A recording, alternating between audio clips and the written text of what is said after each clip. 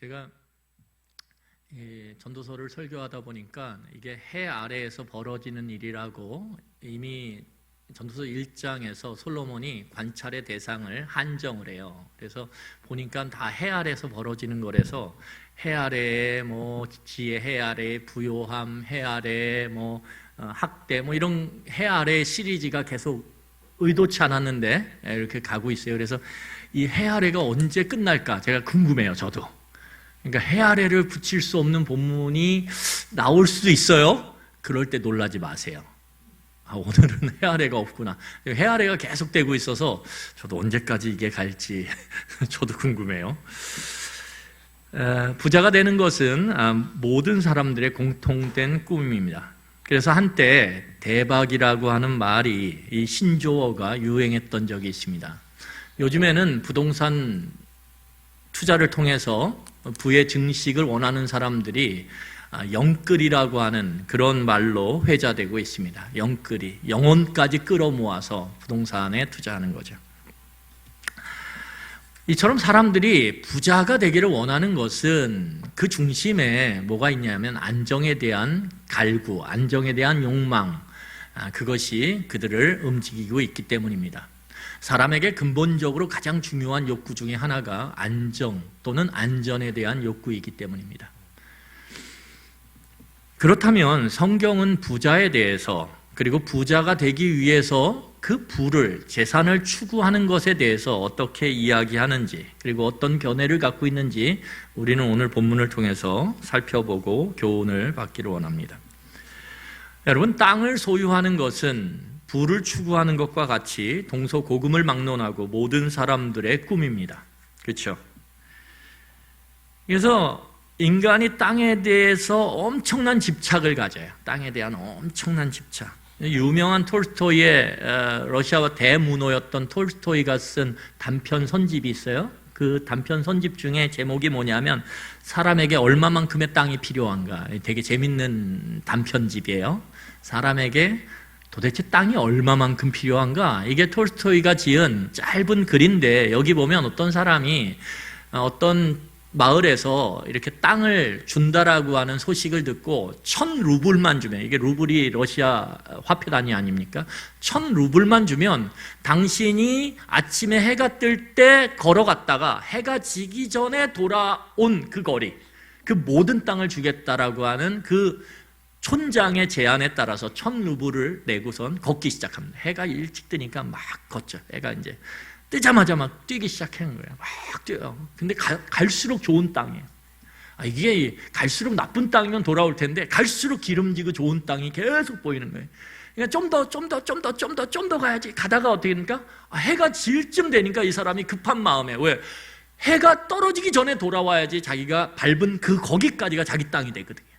그러니까 막 죽어라고 뛰기 시작하는 거예요. 목숨을 걸고 뛰기 시작하다가 해가 지고 돌아왔는데 죽었죠. 이게 끝이에요. 죽었어요. 이게 땅에 대한 사람의 집착이에요. 좀 더 좋은 땅, 좀 더 비싼 땅, 좀 더 넓은 땅. 왜냐하면 사람이 살아가는데 필요한 모든 것이 어디로부터 나오냐면 땅으로부터 나오거든요. 땅에 건물을 짓고 땅에 집을 짓고 땅에 농사를 짓고 그 땅으로부터 나오는 것들을 통해서 사람들은 자기의 삶을 유지해요. 제가 그래서 늘 여러분, 제가 뭘 좋아하죠? 무슨 프로그램 좋아하죠? 그러면 여러분 다 알아요. 만약에 그걸 모르면 우리 교인이 아니에요. 제가 나는 자연인이를 좋아해요. 근데 그걸 보면 너무 신기한 게 산에 가면 온갖 약초와 먹을 게 그렇게 많은 거예요.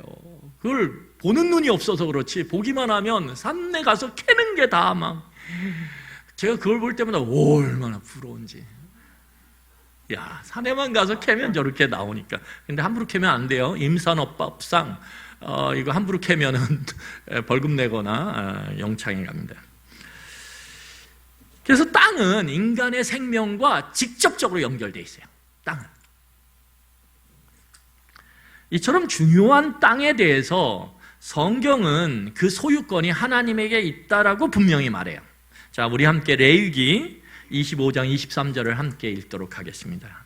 도대체 땅에 대한 소유권이 누구에게 있는가? 자, 25장 23절입니다. 같이 읽겠습니다. 시작.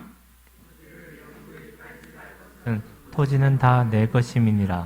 너희는 거류민이요 동거하는 자로서 나와 함께 있느니라. 여러분, 오늘 성경을 보면 레위기에 뭐라고 얘기하냐면 이스라엘 백성들에게 이야기하는 거지만 이것은 온 세상 백성들에게 이야기하는 거예요. 왜냐하면 땅을 창조하신 분이 하나님이시기 때문입니다. 그래서 창조물로서의 땅은 그 소유권이 만드신 분이신 하나님께 있다라는 거예요. 그래서 인간에게 주어진 이 사용권, 땅에 대한 사용권은 길어야 100년이에요. 좀 더 써도 120년. 그렇죠? 그걸 대를 물리려고 막 애쓰고 온갖 수단을, 방법을 강구하지만 결국은 땅에 대한 소유권은 하나님에게 있다라는 거예요. 인간에게 있는 그 소유권처럼 보이는 사용권은 짧아요. 여러분, 그래서 하나님은 오늘 이 레위기 말씀을 통해서 뭐라고 말씀하시냐면 땅의 소유권은 내게 있고 땅의 사용권은 누구에게 있어요? 인간? 너에게 있다. 이렇게 이미 딱 법을 정하셨어요. 그래서 솔로몬도 이 땅에 대한 하나님의 입장, 성경의 입장을 정확하게 알고 있었습니다. 자, 우리 솔로몬이 어떻게 땅에 대해 생각하는지 오늘 본문 구절을 함께 읽도록 하겠습니다. 본문 구절 읽겠습니다. 시작. 땅의 소산물은 모든 사람을 위하여 있나니 왕도 밭의 소산을 받느니라. 여러분, 오늘 구절에 솔로몬이 이야기하는, 이 지혜자가 이야기하는, 이 코엘렛이 이야기하는 게 뭐냐 하면 땅의 사용권을 모든 사람에게 다 주셨다는 거예요. 왜요? 거기 본문을 보면 땅에서 나오는 모든 소산물은 누구를 위한 거예요? 모든 사람. 그 모든 사람의 왕도 예외가 아니라는 거예요. 여러분, 그래서 모든 사람은 이 땅의 사용권을 활용해서 수고를 함으로 땅의 소산물을 얻어요. 그리고 그 소산물을 갖고 자기의 생명을 유지하는 것, 이것이 하나님의 계획이에요. 하나님의 계획은 내게 토지의 소유권이 있는데 이 소유권을 너희들에게 사용권을 넘겨주겠다. 몇 년 동안. 그리고 그 사용권을 이용해서 너네들이 열심히 땀을 흘려 수고를 해. 그러면 그 수고를 통해 얻는 땅의 소산물을 먹고 마심으로 너의 생명이 유지될 것이다. 이것이 하나님이 갖고 있는 땅에 대한 계획이고 땅의 사용권을 주신 목적이라는 거예요. 그런데 중요한 건 뭐냐면 여기에 왕도 예외가 아니에요. 그럼에도 불구하고 땅에 대한 하나님의 의도가 망가졌다라는 거예요. 이 땅에 대한 하나님의 계획이 틀어졌다라는 거예요. 왜곡됐다라는 거예요. 뭐 때문에? 인간의 권력 때문에. 인간의 권력에 대한 구조, 인간이 권력을 만들면서 그 권력이 만들어내는 힘에 의해서 이러한 하나님의 계획과 의도가 틀어져 버렸다는 거예요. 여러분, 우선 인간은 이 권력 구조를 통해서 땅의 사용권을 소유권으로 변경시켜버려요. 변경시켜버려요. 이게 인간이 만들어 놓은, 우리가 살아가고 있는 이 세상의 모습이에요. 이 사용권을 소유권으로 확 변경시켜버리니까 어떻게 됩니까? 힘을 가진 사람들이 땅과 땅으로부터 나오는 소산물에 대해서 독점하기 시작해요. 독과점이죠. 독과점 현상이 일어나는 거예요. 여러분, 그러면 이러한 권력에 의해서 힘을 가진 사람들이 땅과 땅에서 나는 소산물을 독점함을 통해서 어떤 결과가 벌어지냐면 우리 8절입니다. 어떤 결과가 벌어지는지 한번 보도록 하겠습니다. 8절 같이 읽겠습니다. 시작. 너는 어느 지방에서든지 빈민을 학대하는 것과 정의와 공의를 짓밟는 것을 볼지라도 그것을 이상히 여기지 말라. 높은 자는 더 높은 자가 감찰하고 또 그들보다 더 높은 자들도 있음이니라. 여러분, 오늘 본문을 보니까 땅과 그 땅에서 나는 소산물에 대한 독점적 현상, 권력에 의한, 힘을 가진 자에 의한 독점적 현상은 사람이 사는 모든 지역, 모든 나라, 모든 도시에서 뭘 만들어냈냐면 빈민을 만들어냈다는 거예요. 가난한 자. 원래 하나님의 의도는 그렇지 않아요. 그런데 이 권력, 힘에 의한 독점, 독과점 현상을 통해서 어떻게 됐냐면 가난한 사람, 오늘 입에 풀칠도 못해서 끼니가 없어서 오늘 내일 죽음을 앞두고 있는 사람들이 도시 안에 넘쳐나기 시작했다라는 거예요.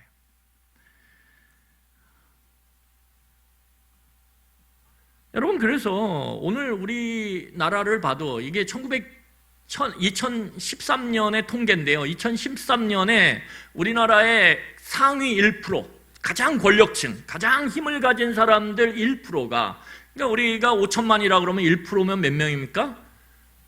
수학이 나오죠. 여기서 50만 명이죠. 50만 명. 50만 명이 갖고 있는 부가 우리나라 전체의 26%를 갖고 있어요. 그러니까 50만 명이 우리나라 전체 부의 26%. 그러면 10%, 상위 10%가 얼마예요? 그러면 500만 명이죠. 500만 명이 갖고 있는 게 우리나라 부의 66%예요. 그러면 여러분 생각해 보세요. 34% 그걸 갖고 어떻게 합니까? 4,500만 명이 나눠 갖는 거예요, 지금. 그러니 양극화 현상이 심화될 수밖에 없어요. 가진 자는 더 많이 갖고 없는 자는 더 없어요. 점점 없어져요.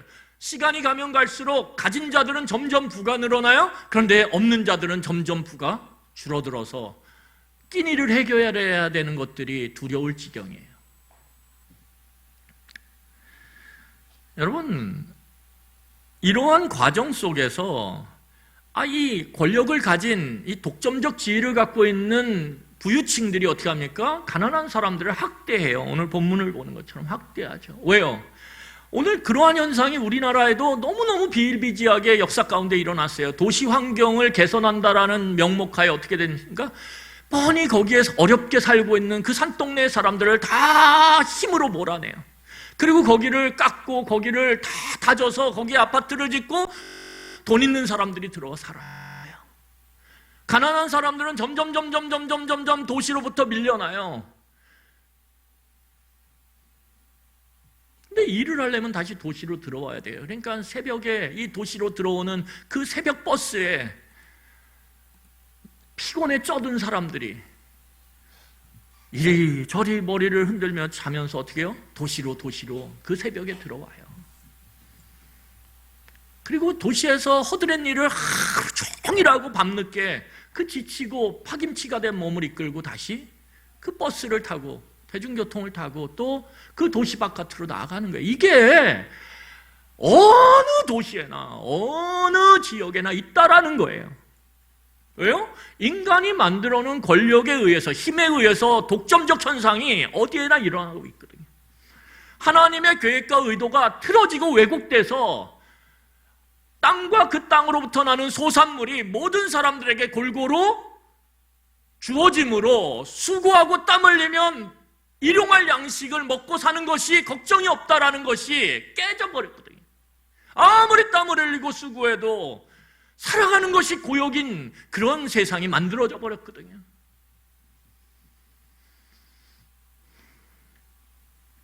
여러분, 동일한 시간을 일해도 정규직이냐 비정규직이냐 일용직이냐에 따라서 임금 격차가 천지 차이가 나요. 그래서 수고하고 땀을 같이 삐질삐질 흘리고 애써도 한 부류들은 그냥 누리고 싶은 대로 다 누리고 사는 반면에 그렇지 못한 사람들은 참 힘들게 살 수밖에 없는 게 현실이라는 거예요. 현실이야.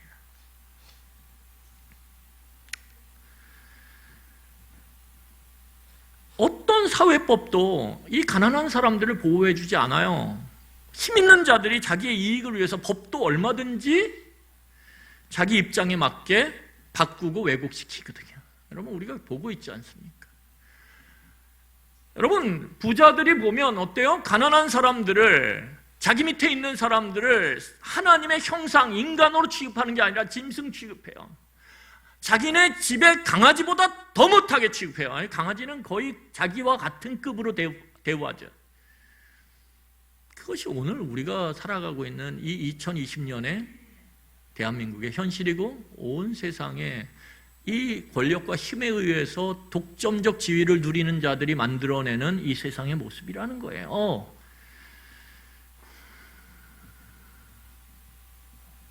어떻게 이런 일이 그러면 가능하냐? 제가 지금 반복적으로 이야기했던 것처럼 권력 때문에 그래요. 자, 그럼 이 솔로몬이 뭐라고 얘기하냐면 이런 일이 벌어지는 이유가 뭐냐? 이런 비참한 일들이 오늘 비일비재하게 일어나는 일이 왜 그렇게 일어나냐? 오늘 보면 거기 보세요. 우리 8절을 보면 거기 이렇게 얘기합니다. 더 높은 자는 더 높은 자가 감찰하고 또 그들보다 더 높은 자들이 있습니다. 이렇게 얘기해요. 여러분, 감찰한다라는 말이 무엇입니까? 감찰한다라는 게 감독하고 뒤를 봐주는 거예요. 높은 자는 그 위에 있는 더 높은 권력을 가진 사람이 어떻게 해요? 감독해요. 그리고 어떻게 합니까? 뒤를 봐줘요. 왜? 내 이익을 위해서. 그 밑에 있는 권력자가 열심히 평민들을 또 가난한 자들을 쥐어짜서 학대해서 착취해서 억압해서 이익을 극대화시키면 그 이익을 어떻게 합니까? 자기를 감독하는 더 높은 권력에 있는 사람에게 그 이익을 공유하거든요. 그러면 그 더 높은 사람 위에는 누가 있어요? 더 높은 사람이 있어서 그 사람을 감독하고 뒤를 봐준다라는 거예요. 이러한 권력의 피라미드. 그래서 가난한 자들, 저 밑바닥에 있는 일반 백성들, 빈민들, 가난한 자들을 쥐어짜고 억압해서 착취해서 뽑아내는 그 이익을 공유함으로 같이 계속적으로 그 권력과 힘을 유지하는 그런 권력의 먹이사슬이 있기 때문에 이런 일들은 어디나 있다라는 거예요. 그래서 오늘 8절을 보면 뭐라고 얘기해요? 이런 일이 일어나도 그걸 네가 본다 해도 오늘 8절에 이상히 여기지 말라라고 얘기하는 거예요. 왜요? 당연한 거니까. 권력이 있고 그 권력을 통해서 땅과 그 소산물을 독점하는 그러한 현상이 어디든지 벌어지기 때문에 이런 일들은 당연하다는 거예요. 놀라지 말라라는 거예요. 왜요? 이것이 인간의 죄가 왜곡시킨 사회의 모습이고 이러한 사회에는 인간의 죄로 왜곡된 사회에는 빈민을 학대함으로 사랑이 없어요. 정의와 공의를 훼손시킴으로 공의가 서 있지 않아요. 다시 말해서 죄가 관영한 곳에는 사랑과 공의가 작동할 수가 없어요. 이게 인간이 살아가는, 우리가 살아가는 실제 사실적인 모습이에요. 여러분, 아담의 범죄 이후에, 창세기 3장 이후에 한 번도 이 모습은 변한 적이 없어요. 더 심해지면 심해졌지 변한 적이 없어요. 그래서 오늘 아까 이야기했던 대로 솔로몬이 놀라지 말라라는 거예요. 이상히 여기지 말라라는 거예요. 왜냐하면 솔로몬이 그 당시에 보고 있었던 것을, 지혜자가 보고 있었던 것을 오늘 우리 2020년을 살아가는 우리들도 지금 보고 있기 때문에. 여러분, 이처럼 억압과 착취의 먹이사슬, 권력의 정점에 있는 사람들이 만들어내는 그러한 독점적인 모습을 통해서 만들어내는 이 가난한 자들을 지속적으로 억압하고 착취하는 이 먹이사슬로 이루어진 사회 속에서 자연스럽게 만들어지는 거대한 흐름이 있습니다. 거대한 흐름. 이건 그냥 이런 사회 내에서 흘러가는 큰 물줄기예요. 여기에 사람들은 다 같이 동참해요. 왜? 이게 너무 큰 물줄기였기 때문에 내가 뭐 안 해 이런다고 안 할 수가 있는 게 아니에요. 대부분의 사람들은 이 물줄기에 그냥 몸을 담그고 그 물줄기가 흘러가는 대로 같이 흘러가요. 그 물줄기가 뭐냐? 오늘 본문을 보면 10절입니다. 우리 10절 같이 읽겠습니다. 이 억압과 착취의 먹이사슬로 이루어진 사회 속에서 자연스럽게 생겨난 거대한 물줄기가 도대체 뭐냐? 자, 우리 10절 같이 읽겠습니다. 시작. 은을 사랑하는 자는 은으로 만족하지 못하고 풍요를 사랑하는 자는 소득으로 만족하지 아니하나니 이것도 헛되도다. 여러분, 오늘 본문을 보면 이제 전도자가 이 사회의 구조가 이렇다라고 하면서 그것을 그 사회 속에 살아가는 개인들에게 적용을 해요. 그러면 그러한 사회 속에서 살아가는 개인들은 도대체 어떤 생각을 갖고 어떤 모습으로 살아가느냐? 오늘 보니까 그러한 사회 속에 살아가는 사람들은 은을 사랑한다라는 거예요. 재물을 사랑한다라는 거예요. 그래서 어떻게 합니까? 그 재물을 추구해요. 여러분 사랑하면 추구하게 돼요. 그렇지 않습니까? 추구하게 돼요. 돈을 사랑하기 시작하면서, 재물을 사랑하기 시작하면서 어떻게 해요? 그 돈을 쫓아가기 시작해요. 여러분 딱 가다가 이런 영화에 그런 내용 있지 않습니까? 딱 가다가 눈빛이 딱 맞았는데 너무 자기가 원하던 이상형이에요. 그래서 사랑에 빠졌어요. 혼자. 그러면 그 혼자 사랑에 빠진 사람이 어떻게 하기 시작해요? 경험이 없군요. 쫓아가기 시작하잖아요. 무조건 그 여자를 쫓아가기 시작해요. 뒤로 절절절절절 쫓아가서 도대체 어디 사나, 저 사람이 어디에서 일하나 막 쫓아다니면서 쉽게 말하면 뒤를 보기 시작하는 거죠. 뒷조사를 하는 거죠. 그러니까 사랑하면 쫓아가게 돼 있어요. 추구하게 돼 있어요. 여기서 돈을 사랑한다. 은이라는 건 돈이에요. 은을 사랑한다. 돈을 사랑해요. 혹시라도 여기서 금을 사랑하지 이러지 마세요. 은이 돈이에요. 은이 돈이에요. 죄송해요. 은이 돈인데 이 돈과 재물을 사랑하는 사람은 돈을 추구하게 돼 있다고요. 그 추구하는 이유가 뭐냐? 축적하기 위해서.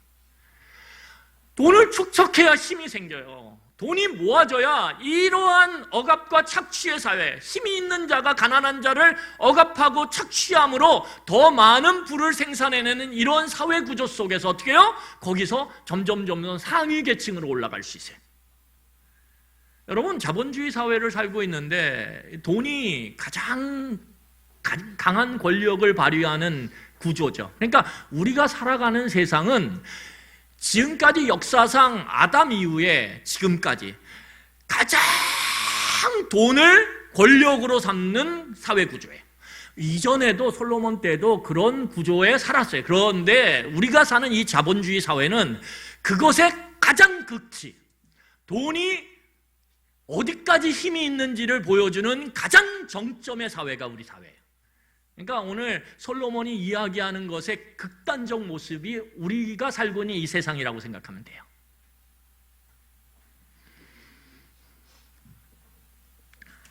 여러분 사람들이 잘 살펴보면 이 왜곡된 사회 구조 속에서 하나님의 의도와 계획과는 달라진 이 사회 속에서 어떻게 살아갑니까? 오로지 부를 축적하기 위해서 부를 쫓아요.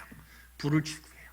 이건 뭐 어린애나 노인이나 상관없어요. 맨날 핸드폰 보면서 어떻게 주식이 어떻게 올랐나, 내가 투자한 게 어떻게 됐나.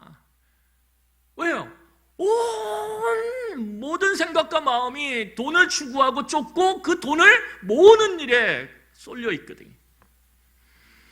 여러분 이것을 제가 이름 붙이면 일종의 부자증후군이에요. 이 부자증후군이라는 게 뭐냐면 왜곡된 사회 속에서 하는 사람이 왜곡돼 있잖아요. 제가 계속 얘기하잖아요. 우리는 왜곡된 세상 속에 살고 있다고, 죄로 인해서. 그 사람들이 권력을 주는 돈과 건강한 관계를 맺지 못함으로써 생기는 병적 증세가 뭐예요? 부자증후군이에요. 그러니까 이 왜곡된 사회에서 살면서 그 돈을 쫓아라, 돈을 모아라 하는 그 거대한, 그래야 너에게 힘이 있고 너가 사람들에게 억압당하고 착취당하지 않을 수 있어, 속아 넘어가지 않을 수 있어, 이런 소리에 귀를 기울이고 거기에 몸을 담그고, 그래서 돈을 어떻게든 모으기 위해서 그걸 쫓아가요. 그 쫓아가는 가운데 뭐가 있어요? 이 부자증후군이 있다라는 거예요. 어떻게 해요? 돈과 사람의 관계가 건강하지 못해요. 질병이에요, 질병. 그럼 어떤 질병이냐? 돈은 필요한 것을 공급하는 수단이에요. 돈은 하나님이 그렇게 만드셨어요. 땅, 너에게 필요한 것을 공급하는 뭐예요? 수단이에요. 우리가 먹고 사는, 생명을 유지하는 것을 만들어내는, 그 소산물을 만들어내는 수단이에요.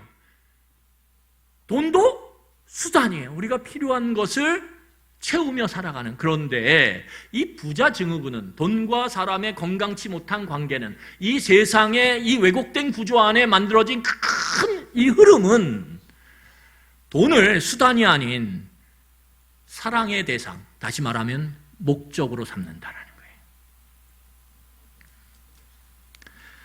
여러분, 이 부자증후군에 걸린 사람들은 돈을 사용하는 것이 아니라 뭐예요? 사랑의 대상으로 여겨요. 그러니까 돈은 사용의 대상이에요. 사용의 대상. 그렇죠? 돈은 사용해야 되는 거 아니에요. 그런데 돈을 사용하는 대상이 아니라 어떤 대상? 오늘 본문을 보니까 은을 사랑하고 사랑의 대상으로 바꿔버렸단 말이에요.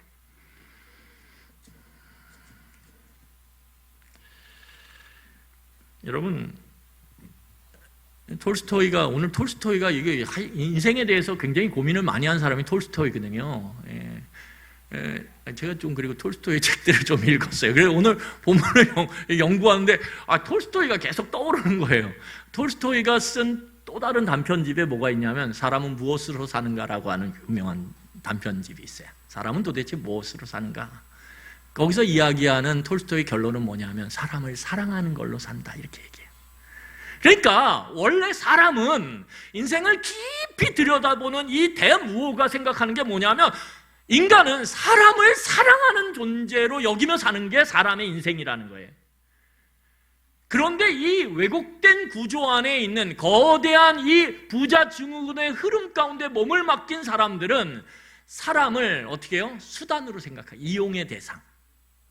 그리고 돈을 사랑의 대상, 목적으로 삼기 시작한다는 거예요. 이게 바뀐 거죠.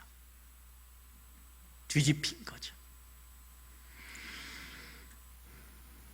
여러분, 잘못된 사랑은 통제가 안 됩니다. 통제 불능 상태에 빠져요. 그래서 잘못된 사랑을 하면 통제 불능이 돼서 사람들이 뭐라 그래요? 눈에 뵈는 게 없다 이렇게 얘기하죠. 눈에 뵈는 게 없다. 그래서 하나님을 사랑하는 것과 돈을 사랑하는 건 천양지차예요. 왜요?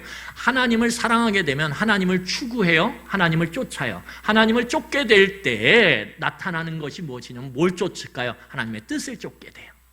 도대체 하나님을 쫓는다는 게 뭐냐? 하나님의 뜻을 쫓는 거예요. 그런데 하나님의 뜻을 쫓으면 놀랍게도 삶이 질서 있게 변해요. 정의롭게 변하고 공의롭게 변해요. 왜? 그 뜻 안에 사랑과 공의가 듬뿍 담겨 있거든요. 그런데 돈을 추구하기 시작하면, 돈을 쫓기 시작하면 돈은 오로지 돈을 모으고 헌신하는 일에 힘을 바치라고 이야기해요. 그러니까 돈은 축척에 헌신하도록 만들어요. 이해가 되십니까? 돈을 축척하는 일에 모든 마음과 힘과 애를 쓰기를 요구해요. 그렇게 되는 순간 어떻게 되냐면 공의와 사랑과 정의 이런 것들은 다 쓰레기예요. 돈을 축척하는 데 방해가 되는 것, 이 정의, 돈을 축척하는 데 방해가 되는 사랑 얼마든지 폐기 처분할 수 있어요. 그래서 모든 것들을 상대화시켜요. 그래서 아까 우리가 읽었던 대로 8절에 뭐예요? 그런 불의한 사회가 되는 거죠.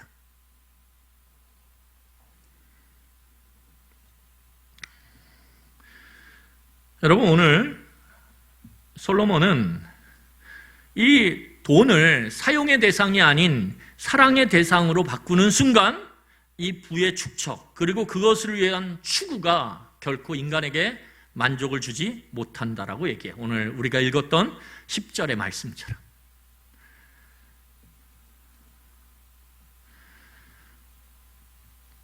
만족을 줄 수가 없어요. 왜요? 여러분, 그 유명한 그 미국의 대부자였던 엄청난 부자죠. 우리가 이름 딱 들으면 요즘에는 워낙 부자가 많이 생겼기 때문에 요즘 부자들을 우리가 듣고 있지만 한때 교회 안에서 부자, 뭐 기독교인 중에 부자 막 이렇게 얘기하면 예화로 딱 떠오르는 사람이 있어요. 맨날 누구예요? 잘 모르세요? 록펠러. 이 록펠러라고 하는 이 부자가 질문을 받았어요. 인터뷰를 하는데 뭐라고 질문을 받냐면 당신이 미국의 최대의 부자인데 당신에게 돈이 얼마만큼 더 필요합니까? 이렇게 물었어요. 그랬더니 록펠러가 뭐라 그랬게요? 아유, 저는 충분해요. 아유, 보세요. 제가 미국에서 제일 부자인데 제가 쌓아놓은 게 어마어마한데 아마 평생 쓰고도 남는 게 어마어마할 거려? 셀 수도 없을 거려? 저는 됐어요. 만족해요. 아멘! 이렇게 쓸까요? 아니요. 이 인터뷰를 하는 인터뷰 기자가 당신에게 지금 얼마만큼의 돈이 더 필요합니까? 라고 묻자 록펠러가 이렇게 대답했다 그래요. 뭐라고요? 조금 더. 지금보다 조금 더. 내가 지금보다가 조금 더 벌 수 있다면 내 모든 재산을 지금 거기다 투자할 수 있다. 이렇게 얘기했어요. 여러분, 만족이 없어요. 이 돈의 이 함정은 뭐냐면 그 돈을 추구하고 쫓음으로 축적하고 모을 때 만족이 없어요. 통장에 0000이 몇 개 찍히면 그 뒤에 뭐가 찍히기를 원해요. 예, 잘 보세요. 자, 제가 큰 단위로 하면 또 놀랄까 봐. 999만 9,990원이에요. 그럼 만족해요? 아니요. 거기 뭐가 더 붙기를 원해요. 1원만 더 붙어서 뭐가 되는 거예요? 앞 숫자가 바뀌고 공짜가 더 늘어난 거예요. 1,000만 원이 되면 만족? 아니요. 1,000만 원, 이거 가지고 뭐 해? 그리고 어떻게 1억을 바라봐요? 1억이 모아지면 괜찮을까? 아니요. 요즘에 부자가 되려면 뭐 10억 이상 있어야 된다는데 현금 자산으로. 만족이 없어요, 만족이.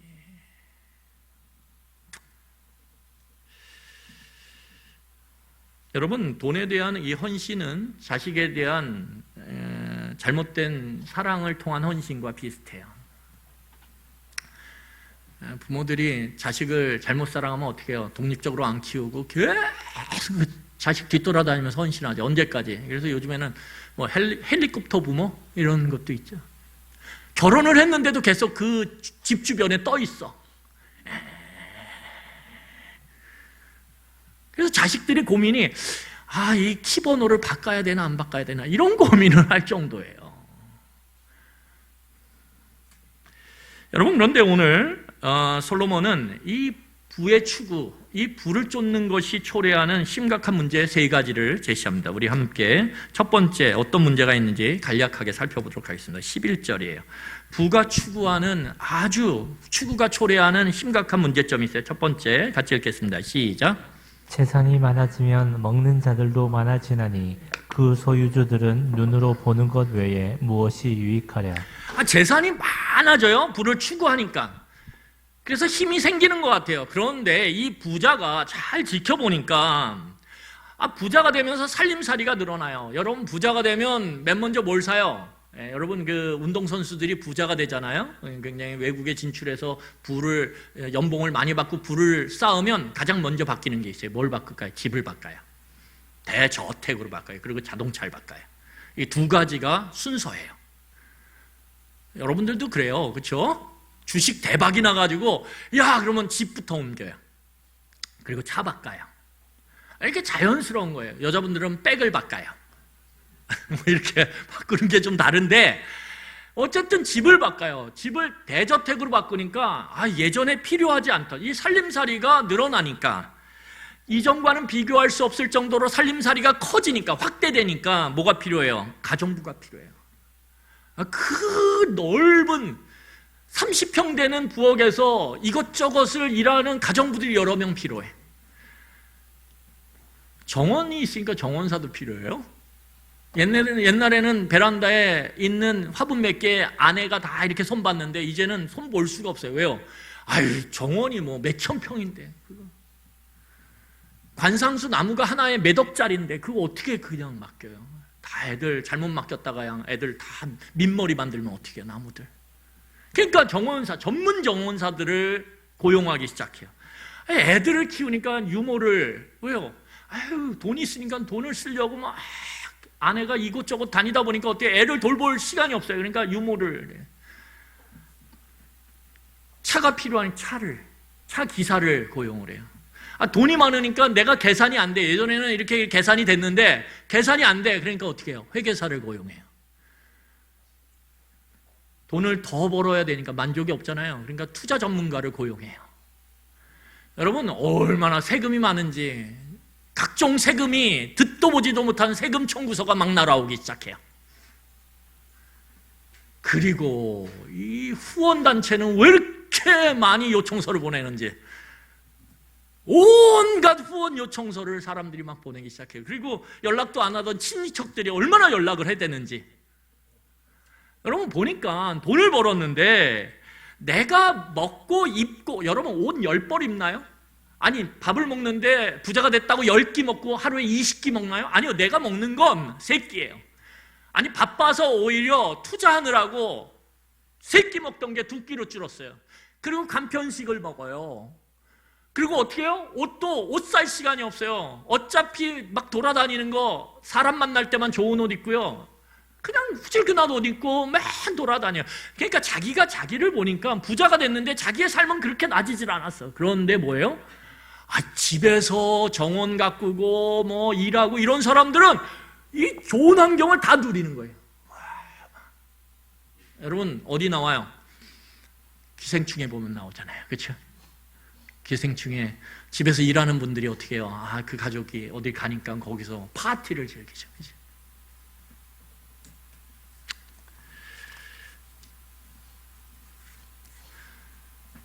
결국 부의 소유주는 자신의 살림살이를 위해서 일하는 수많은 사람들이 자신의 재산을 소비하는 것을 그냥 지켜볼 뿐이에요.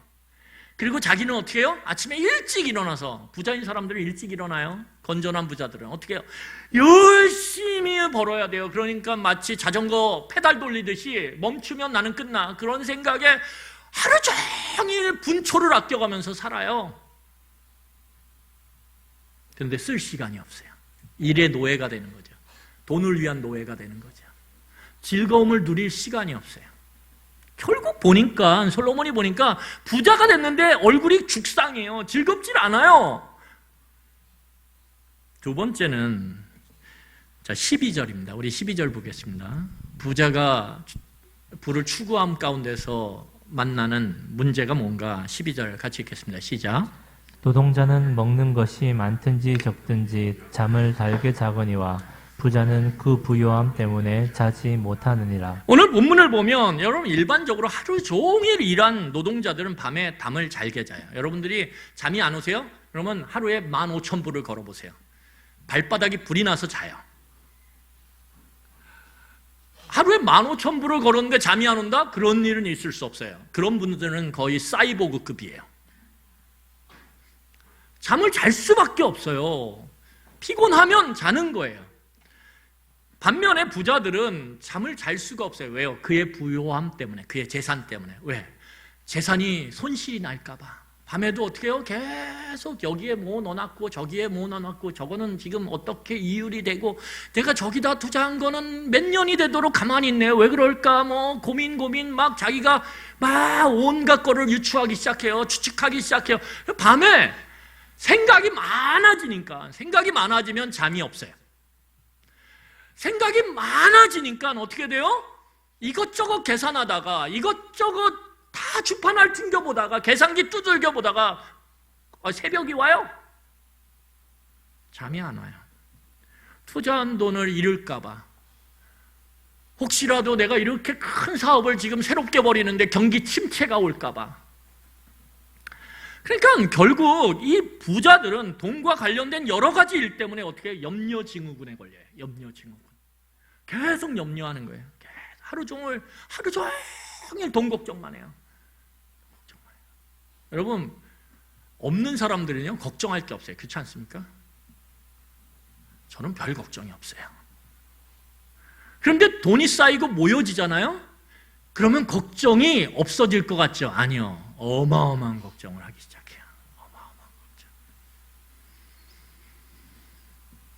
세 번째, 돈을 추구함으로 돈을 쌓는 것이 부질없는 이유는 오늘 13절과 14절이에요. 우리 같이 읽도록 하겠습니다. 13절, 14절 시작. 내가 해 아래에서 큰 패단되는 일이 있는 것을 보았나니 곧 소유주가 재물을 자기에게 해가 되도록 소유하는 것이라.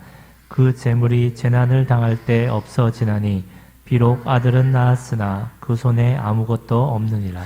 여러분, 오늘 솔로몬 뭐라고 얘기하냐면 해 아래에서 부를 추구함으로, 재물을 추구함으로 그것을 모으는 것이 결국에는 뭐예요? 큰 패단이 된다라는 거예요.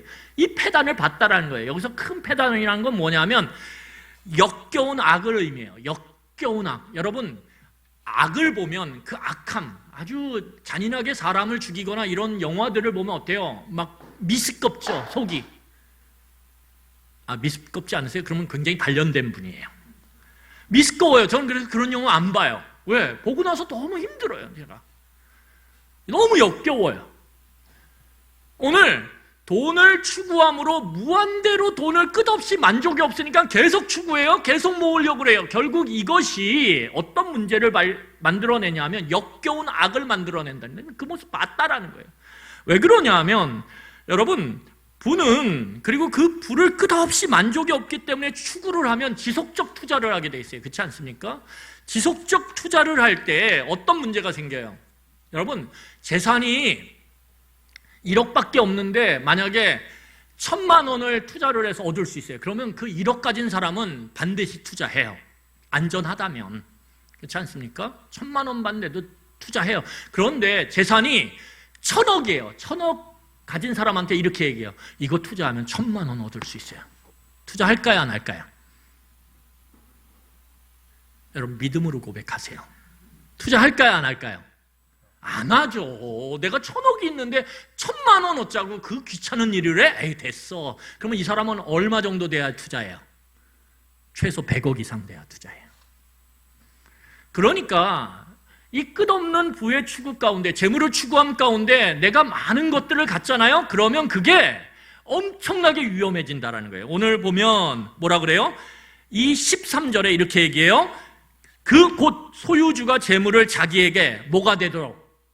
해가 되도록 소유한다는 거예요. 재산을 많이 소유할수록 좋을 것 같죠. 안전할 것 같죠. 굉장히 위험해진다는 거예요. 왜요? 이것을 더 투자해서 더 큰 이익을 얻어야 되거든요. 그 마음이 만족이 없기 때문에 늘 이렇게 얘기해요. 나는 지금 배고프다고.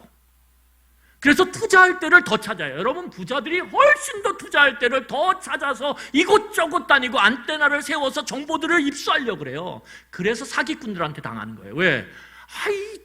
어디든 막 돈이 막 재생산될 때를 찾으면 거기에 막 몰려들거든요.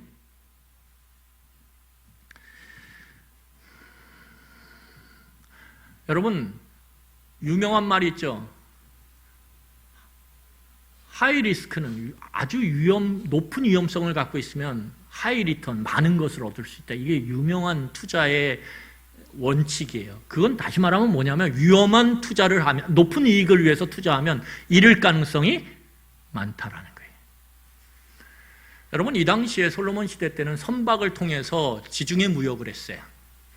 홍해를 통해서 인도양으로 가고 큰 무역을 했어요. 그러니까 이 선박 무역을 통해서 어마어마한 중개 무역의 수익을 얻었어요. 그런데 문제는 뭐냐 하면 열대를 보내면 그 당시에 배가 뭐 시원찮지 않습니까? 폭풍은 여전해요. 지금이나 예나. 그런데 그 폭풍 가운데 어떻게 해요? 파도 가운데 배들이 난파가 돼가지고 삽시간에 투자한 모든 그것이 들어있는 배가 바다로 가라앉아서 찾을 수가 없어요. 해적을 만나서 다 잃어버려요. 낙타를 타고선 대상무역을 하는데 저 인도까지 갔다 오고 그러는데 뭐요? 중간에 이 사막에서 어떻게 됩니까? 강도떼를 만나고 거기서 물이 없어서 말라 비틀어 죽어요. 그러면서 다 그냥 땅에 묻혀버려요. 여러분 또 어떻습니까? 더 많은 이익을 가지려니까 어떻게 해요? 상대하는 사람이 달라져요. 여러분 재벌들은 일반 그런 사람들을 상대하지 않아요. 누굴 상대해요? 더 큰 이익을 위해서는 국가를 움직여야 돼요. 그러니까 누구를 움직여야 돼요? 왕을 움직여야 돼요. 그래야 큰 이익을 받을 수 있어요. 그럼 왕에게 아니면 고위관리에게 그 사람들의 정책을 옮겨서 내 이익에 준하도록 만들려면 어떻게 해야 돼요? 투자를 해야죠. 그 사람들에게. 그러니까 나중에 딱 파헤쳐보면 역겹다라는 거예요. 이 부자들이 돈을 더 많이 추구하기 위해서 한 일들을 보면 술 대접하고 그 고위관리들을 이렇게 저렇게 하면서 어떻게 해요? 그 사람들을 자기 편으로 만들려고 온갖 더러운 일을 했다라는 거예요. 역겨운 악을 행했다라는 거예요. 근데 문제는 뭐냐면 자 14절이에요. 어떻게 돼요? 경기 침체가 오거든요. 재난을 당하거든요. 그러면 그 많은 걸 투자했던 그 모든 것들이 다 사라져버린다는 거예요. 그래서 자식이 있는데 아들이 있는데 아들에게 남겨줄 게 없어요. 여러분 IMF 때 우리가 경험했어요. 어떤 걸 경험했죠? 가난한 사람이 IMF를 만난 것과 어마어마한 부자가 큰 투자를 함으로 IMF를 만났을 때 둘 다 어려워졌어요. 그런데 누가 훨씬 더 절망했어요? 누가? 가난한 사람들은 그냥 어제도 가난했어요. IMF 왔다고 특별히 변한 게 크게 없어요. 그런데 부자들은 어때요? 저 위에 있다가 큰 투자를 했다 IMF를 만나니까, 재난을 만나니까 밑바닥으로 꽝 떨어졌어요. 그 낙폭이 어마어마하니까 그 사람들이 극단적 선택을 했어요. 가정이 깨져버렸어요. 가정이 깨진 IMF 때 가정들이요, 원래 어려웠던 가정 아니에요. 잘 살던 가정들이 돈으로 그 유익을 얻었던 그 가정의 구성원들이 삽시간에 밑바닥으로 빈민으로 떨어지니까 가정이 깨져버렸어요.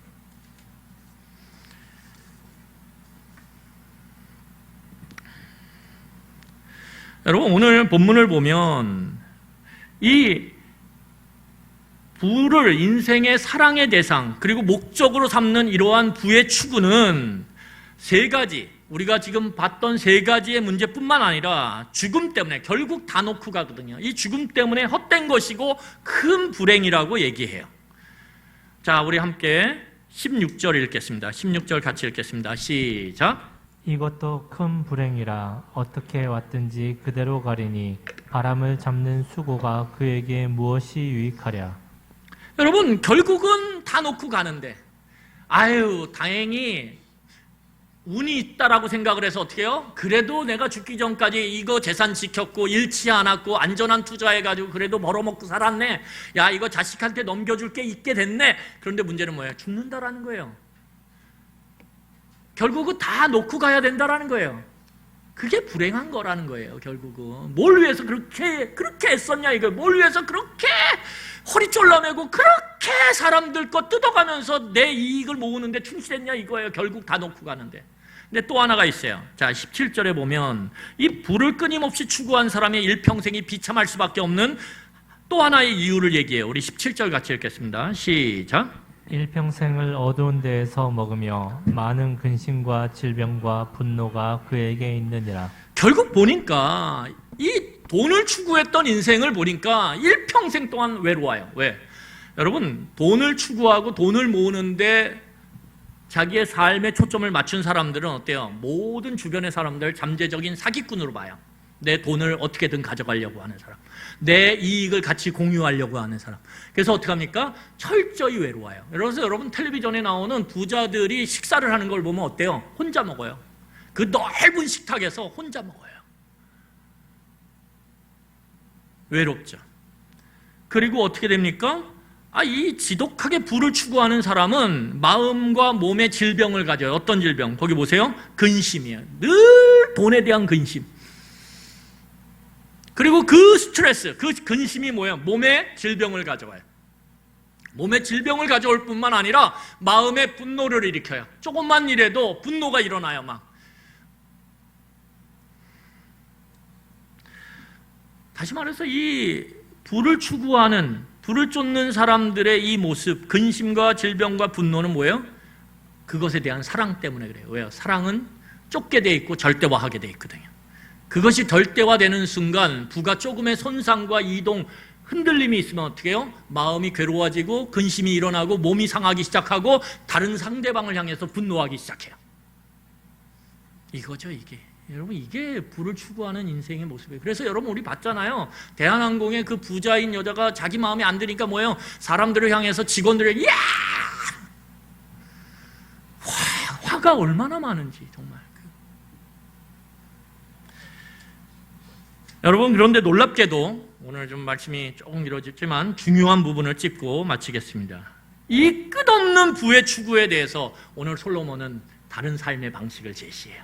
해 아래 이 왜곡된 세상 속에 흘러가는 이 거대한 흐름 가운데 오늘 솔로몬은 그 거대한 흐름을 거스리는 놀라운 삶의 방법을 오늘 제시하고 있다는 거예요. 자, 우리 18절과 19절 읽겠습니다. 18절, 19절 다 같이 읽겠습니다. 시작. 사람이 하나님께서 그에게 주신 바 그 일평생에 먹고 마시며 해 아래에서 하는 모든 수고 중에서 낙을 보는 것이 선하고 아름다움을 내가 보았나니 그것이 그의 몫이로다. 또한 어떤 사람에게든지 하나님이 재물과 부여를 그에게 주사 능히 누리게 하시며 제 몫을 받아 수고함으로 즐거워하게 하신 것은 하나님의 선물이라. 여러분 놀라운 점은 뭐냐면 지금까지 재물과 부에 대해서 부정적인 생각을 쏟아내던 이 솔로몬이 지혜자가 지금 18절과 19절에서는 재물과 부요함에 대해서 그리고 그것을 위해서 수고함으로 먹고 마시는 것들에 대해서 긍정적으로 얘기해요. 그러니까 재물, 부는 우리가 알고 있는 것처럼 가치 중립적이라는 거예요. 악한 것도 아니고 선한 것도 아니에요. 가치 중립적이에요. 그 부를 대하는 사람의 태도 그리고 관점에 따라서 그게 악이 되기도 하고 선이 되기도 한다라는 거예요. 그러면 오늘 솔로몬은 그 재물과 부가 선이 되게 하기 위하여 긍정적으로 대하기 위하여 어떤 관점과 태도를 가져야 된다라고 얘기하냐면 오늘 가장 중요한 19절을 보면 뭐라고 얘기해요? 그 재물과 재산, 부요함 그리고 그것을 통해서 먹고 마시는 것 그것이 뭐예요? 하나님의 선물이라는 거예요. 여러분들이 오늘 가면서 다른 거 기억 안 하셔도 돼요. 뭘 기억하시면 돼요? 하나님의 선물이라는 거예요. 여러분 선물은 주어지는 거예요. 쫓는 게 아니에요. 여러분 선물 쫓아다 내 생일이야. 우리 주영도 집사님이 내일인가 생신이세요? 주영도 집사님이 막 쫓아다녀 저한테 막 목사님 선물 주세요. 선물 주세요. 아니 그렇지 않아요. 그러면서 우리 마당지기들한테 막 카톡 보내요. 내 생일 내일 내 생일 자 카톡으로 선물 보낼 수 있음. 그러면서 그 카톡에서 우리 김방문 집사님이 이렇게 해요. 저는 카톡으로 선물 보낼 줄 몰라요. 딱 그래요. 그럴 때 어떻게 합니까? 카톡으로 어떻게 들어가서 카톡 안에 있는 카카오톡에 선물 보내는 방법을 쫙 정리를 해가지고 카톡에 띄워줘요. 여러분 이러면 우리는 뭐라 그래요? 그걸 진상이라 그래요. 선물은 쫓는 게 아니에요. 선물은 뭐 하는 거예요? 받는 거예요. 주어지는 거예요. 주어지는 것. 그러니까 오늘 솔로몬은 뭐라고 이야기하냐면 관점을 바꾸라는 거예요. 이 부나 재물은 내가 쫓고 추구해서 얻는 게 아니라는 거예요. 그러면 비극으로 끝난다라는 거예요. 돈을 쫓기 시작하면 사랑함으로 돈을 추구하기 시작하면 네 인생은 점점 문제점을 드러내게 되고 폐해와 절망 가운데 헛됨 가운데 빠지게 된다라는 거예요. 그 감옥과 울타리에. 그러면 어떻게 바라봐야 되냐? 돈을 하나님의 선물, 하나님께서 내 수고와 애씀 가운데 주시는 선물로 바라보라는 거예요. 선물로 바라볼 때 오늘 18절에 보면 뭐라고 나와요? 그것이 네 몫이다 이렇게 나와요. 그러면 여러분 내 몫이에요. 그러면 주영도 집사님이 생일 선물을 받는데 제가 한 2만 원짜리를 드렸어요. 그런데 이렇게 얘기하는 거예요. 목사님은 10만 원짜리 주실 줄 알았어요. 서운해요. 이래요? 그러면 그것도 진상이에요. 그냥 주면 목사님의 형편이 이 정도 되나 보다. 그리고 어떻게 하는 거예요? 받아서 이게 내 몫이구나 하고 누리고 즐거워하면 되는 거예요. 그러니까 이 선물이라는 것에 담긴 의미는 뭐냐 하면 주어진 몫을 감사함으로 받으라는 거예요. 그리고 어떻게 해요? 오늘 성경을 보면 18절과 19절에 그것을 기뻐하고 즐기라고 나와요. 여러분 부자는 기뻐하고 즐기지 못해요. 왜? 더 모아야 되니까. 지금 얻은 것을 누리기보다는 어떻게 해요? 앞으로 더 모아야지를 향해서 나아가요. 그러니까 누리지 못하고 남이 누려요. 그런데 오늘 하나님의 선물로 재물과 부를 바라보는 순간 우리는 주어진 것이 이게 지금 이 순간에 내게 주어진 내 수고에 대한 하나님이 주신 몫이구나. 100만 원이면 100만 원이 몫이구나 여기고 어떻게 해요? 그것을 기뻐하고 즐기면 그 삶 가운데 뭐가 있어요? 하나님이 더 할 수도 있고 덜 할 수도 상관없어요. 만족함이 있기 시작한다라는 거예요. 그 안에. 이것이 세상을 바라보는 지혜롭게 바라보는 재물과 부요함을 바라보는 온전한 바른 관점이며 태도라는 거예요. 그래서 여러분 마태복음 6장 24절에 보면 이렇게 얘기합니다. 우리 이거 읽고 끝내겠습니다. 6장 24절 같이 읽겠습니다. 시작. 한 사람이 두 주인을 섬기지 못할 것이니 혹 이를 미워하고 저를 사랑하거나 혹 이를 중히 여기고 저를 경히 여김이라. 너희가 하나님과 재물을 겸하여 섬기지 못하느니라. 이게 이 의미예요. 두 개를 동시에 섬기고 사랑할 수가 없어요. 우리는 하나님을 사랑해야 돼요.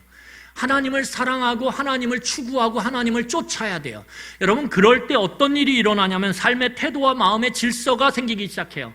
그리고 그 삶의 마음의 태도, 마음의 모습이 질서 있게 될 때 우리는 지혜로 세상을 대하게 돼요. 그럴 때 부와 재물을 대하는 모습이 바뀌어요. 관점이 바뀌어요. 아, 이거 하나님의 선물이구나. 내 수고하고 애씀에 대해 열심히 땀 흘려 수고한 것에 대한 하나님이 지금 주신 몫이구나. 앞으로 어떻게 주실지 모르지만 지금 주신 건 이거구나. 그리고 어떻게 합니까? 이것을 갖고 누리는 거죠. 즐기는 거죠. 가족과 함께. 그럴 때 여러분, 우리는 부가 사랑의 대상이 되고 목적이 돼서 그것을 추구함으로 날마다 불만족에 빠지고 결국은 자기의 인생이 파멸로 빠지는 것을 막을 수 있습니다. 오늘 본문이 우리에게 이야기하고 있는 것입니다. 여러분, 무엇을 사랑하시겠습니까? 그래서 무엇을 쫓겠습니까? 오늘 깊이 생각하시는 그런 말씀이 되길 바랍니다. 우리 기도하겠습니다.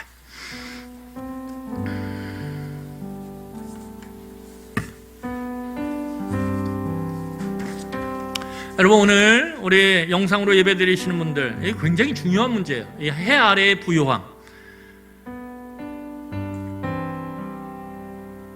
제가 나중에 다룰 기회가 더 있을 거예요. 뒷부분을 좀 더 다뤘어야 했는데 시간이 많이 흘러가지고 제가 못했는데, 어쨌든 지금까지 여러분 이 부에 대해, 해 아래 부요함에 대해서 들은 말씀을 기억하면서 우리 같이 좀 기도했으면 좋겠습니다. 저에게 그런 부가 없는데요. 아니요. 사람은 부의 크기와 상관없이 그 부를 쫓기 시작하고 사랑의 대상으로 삼기 시작하고 목적으로 생각하는 순간 내 부가 얼마나 있든 상관없어요. 늘 불만족이에요. 그리고 결국은 그 삶이 무질서해지고 결국은 망함의 길을 갈 수밖에 없어요. 몸의 질병, 스트레스, 그걸로 인해서 주변의 분노, 그래서 사람들이 멀어지죠. 그리고 혼자 되죠. 그런 삶을 사시겠습니까? 오늘 성경은 우리에게 도전하고 있어요. 오늘 애쓰고 수고해라. 근데 네 몫이야 지금 주어진 게. 그러면 그걸 누리고 또 하나님을 기대해라. 하나님을 의지해라. 하나님을 추구하고 하나님의 뜻을 쫓아 삶 가운데 하나님의 다스림을 받으며 의로운 삶을 살려고 애써라. 돈을 위해서 불의를 저지르지 마라. 그럴 때 하나님이 우리의 먹고 마시는 그 선물을 더하여 주실 수 있는 거예요. 그럴 때 우리는 그것을 갖고 하나님을 더 찬양하며 돈 때문에, 재물 때문에 하나님과 멀어지는 게 아니라 하나님과 더 가까워질 수 있어요. 왜요? 이것이 하나님의 선물이기 때문에. 여러분, 이런 우리의 삶이 되도록 같이 기도했으면 좋겠습니다. 기도하시겠습니다.